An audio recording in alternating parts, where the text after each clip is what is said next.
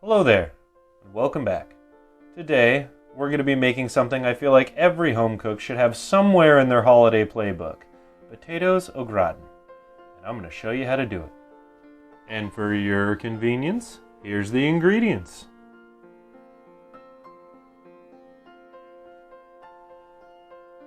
Potatoes au gratin, not to be confused with scalloped potatoes which don't contain cheese, which, in my opinion, makes for a less tasty dish. But I suppose if you're trying to count calories for some reason this holiday season, you could make that instead. Just take the cheese out of this dish and it's pretty much the same thing. But that's not what we're here for today. Potatoes au gratin is a pretty simple dish to make. It doesn't take a lot of ingredients, it doesn't take a ton of effort, and the way it cooks makes for the perfect side piece to your holiday adventure. One of the things I love the most about them is they make for an amazing side or a really good main course if that's what you're trying to go for. There's not a ton of steps to this, which makes it very easy to do prepping for the holidays when you have a million things going on and you're worried about family and friends and everything else that goes along with that season. But with the chitcha-machati out of the way, let's get into the prep.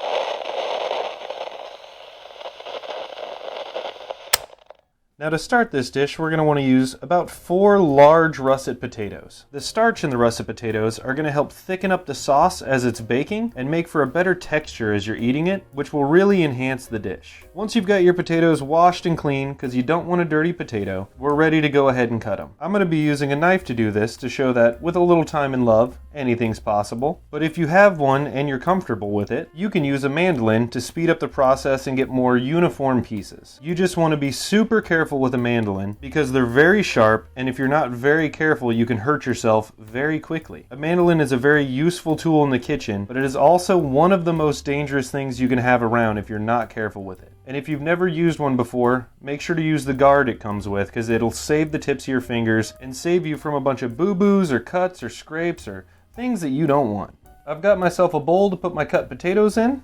And now all I need to do is cut that top part off, and then, as best I can, make uniform cuts down my potato. There's not a whole lot of magic that goes into this, just cut them as evenly as you can, in fairly thin pieces.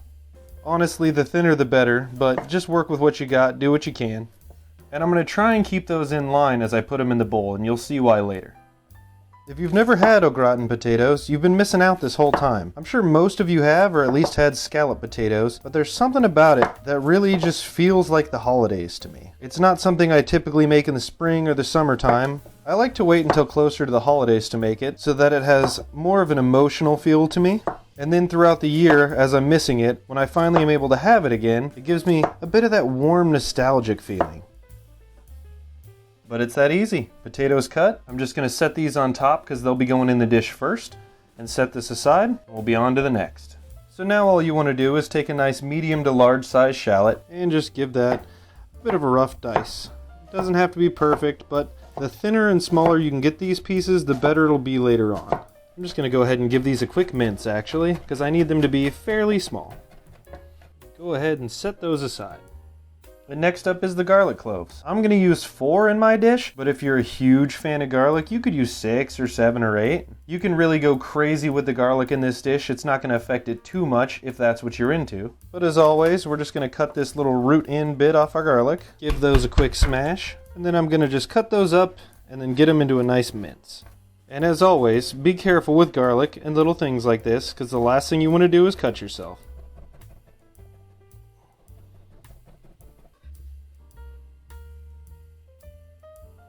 And since we're making potatoes au gratin and not scalloped potatoes, we're going to need some cheese. I've got a nice cheddar Gruyere, which I'm going to be using 3 to 4 ounces of, and some Parmesan that I'll be using 1 or 2, maybe 3 ounces of. But I need to shred these up so they're ready for later. So I'm going to take my cheese grater, and on the coarse side, go ahead and shred about half this block of Gruyere. Little pro tip, if you want an easier time shredding your cheese like this, go ahead and pop it in the freezer for a little while before you shred your cheese, and it should make it a little easier to do. That should be enough Gruyere for what we're doing. And now on the fine side of your cheese grater, go ahead and shred some of that Parmesan up. I know you're going to be tempted to use all of this cheese, but I can assure you, you won't need it all. But what you can do with some of the leftover cheese, if you're feeling like it, is make some cheesy garlic bread. And there you go. All your cheese is ready. Just go ahead and put this back in the fridge so it's ready for later on when we need it. So we're going to be cooking the shallot and garlic and some other seasonings into our heavy cream. But we want to have our potatoes ready to go in the dish, so when the cream's done, we can just dump it right in, cover it, and put it in the oven. So we're going to get our potatoes ready to go. Those top bits that I saved from earlier, I like to put on one side of the pan, just flat down on the bottom, to help create a better angle so I can lay my potatoes across. So all you really need to do is lay these out, kind of staggered, one over the other, so that some of them are touching the bottom of the pan, and some of it's touching the top of the pan. That way they all get a good amount of those delicious flavors. And there you go, simple as that. There's a side view if you need a better idea of what I was doing. This is also a 3-liter baking tray if you were curious. But that's pretty much it for the prep. We'll go ahead and start getting our heavy cream ready, but to do that, I'll meet you over at the stovetop for the cook.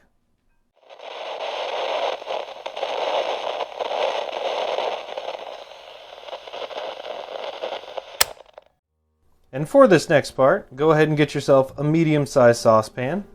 Add about 2½ cups of heavy cream, a tablespoon of butter.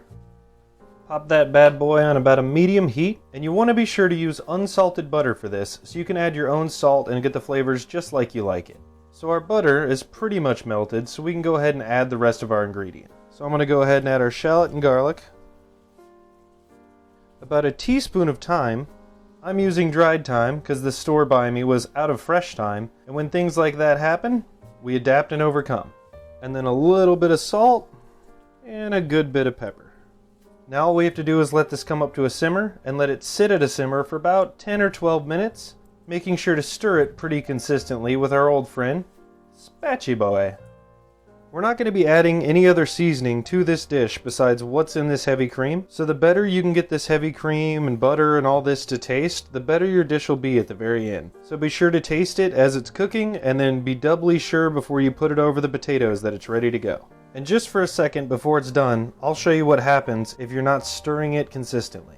It's going to start to foam on the top, and then it's just going to keep foaming up like that until it tries to boil over. So you want to be sure that you're stirring it to keep it from doing that. Now would also be a good time to preheat your oven to 325 degrees Fahrenheit. But it's been about 11 minutes now. I'm going to give it one more quick taste, and then I'll meet you back over at the cutting board for final assembly.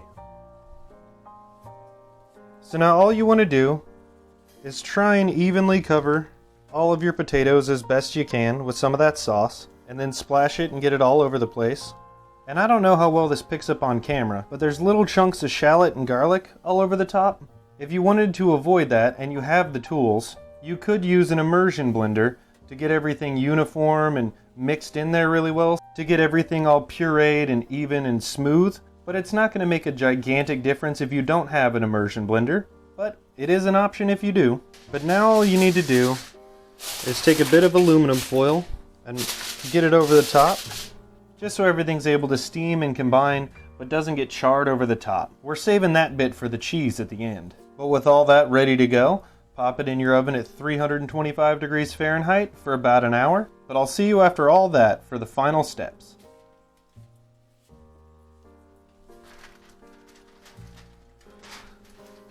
So we've gone ahead and pulled it out of the oven. You want to be really careful because it's going to be super hot, and if you turn it or do anything crazy, you could spill it and really burn yourself. So just be careful when doing that. But now is the best part of the whole dish, adding the cheese. So we're going to start by sprinkling our Gruyere evenly over the top, doing our best to make sure that everything gets a little bit of love. And then we're going to do the same with the Parmesan. And now all you need to do is pop your oven on broil at 500 degrees Fahrenheit, and we're going to pop this back in there for about 5 or 10 minutes, or until the cheese is nice and melty and a little crispy and brown on top. Just be sure you keep an eye on it, because the cheese can go from brown and delicious and crispy to burnt really quickly. So don't go farting around in another room, just stay nearby and keep an eye.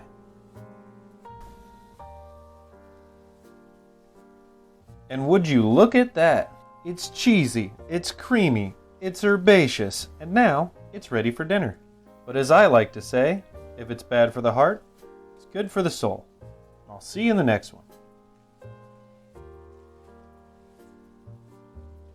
But just for the record, if you like your taste buds, but go ahead and wait about 5 or 10 minutes before you serve this so you don't melt your taste buds off with the flavor lava.